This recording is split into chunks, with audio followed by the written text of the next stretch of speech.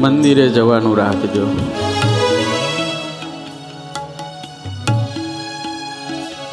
થોડુંક ભજન કરજો.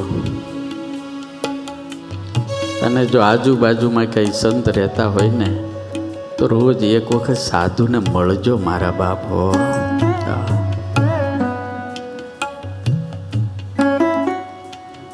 બાકી 60-70 વર્ષ થઈ જાય, કાલે જિંદગી પૂરી થઈ જાય. અને હિસાબ કરજો, હા, જિંદગીમાં શું શું કમાણા આપણે, શું કમાણા બોલો. અને જ્યારે મરશું ને આપણે, હું તમારી ભેગો, લાકડા સિવાય કાંઈ નહીં આવે. હગારે હગા તમે શું કરો, હગા બધા વળાવીને વળશે.